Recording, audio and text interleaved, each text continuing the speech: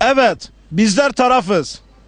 Barıştan, akan kanın durmasından, insanımızın huzur ve geleceğinin hep birlikte inşasında tarafız. Biz Kürtler ve Türkler olarak 1000 yıldan fazladır aynı dinin ve aynı coğrafyanın insanları olarak birlikte yaşadık ve birlikte yaşamaya da devam edeceğiz.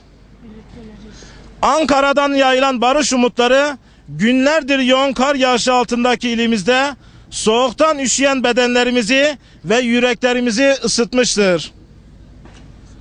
Şunu her siyasi parti, her sendika, her STK ve her örgüt çok iyi bilmelidir ki oluşan bu barış sürecini bozacak herkes bu milletin, Türklerin, Kürtlerin, bütün insanlığın ve tarihin vicdanında mahkum olacaktır.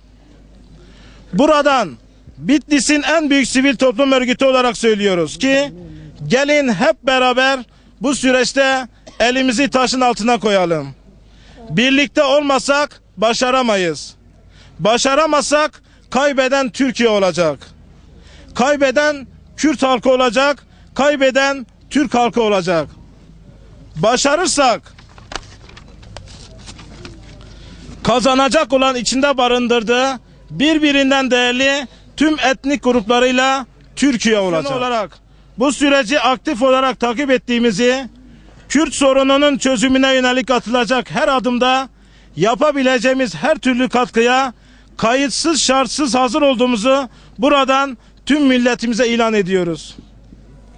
Bu süreçte sorumluluk sahibi herkesin, sivil toplum örgütlerinin, kamu kurum ve kuruluşların, bürokrasinin, siyaset kurumunun sorumluluklarının bilincinde tavırlar sergileyerek tüm çekince ve beklentilerini göz ardı edip inisiyatif alması ve sürece katkı sunması gerektiğine inanıyoruz. Barış ve huzuru hançerleyen tüm insanlar vicdan mahkemelerinde yargılanmış ve ihanetlerinin cezasını çekmek üzere tarihin hapishanelerinde ömür boyu hapse mahkum olmuşlardır. İnsanlık onları hiçbir zaman affetmemiş ve asla da affetmeyecektir. Akan kandan beslenenler de artık bu milletin buna izin vermeyeceğini çok iyi anlamalıdırlar.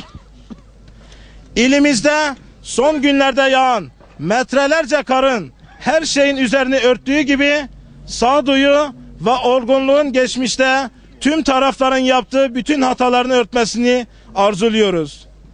Halıkımız bir, Malikimiz bir, mabudumuz bir, razıkımız bir.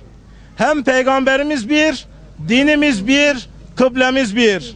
Biz biriz, bir bütünüz.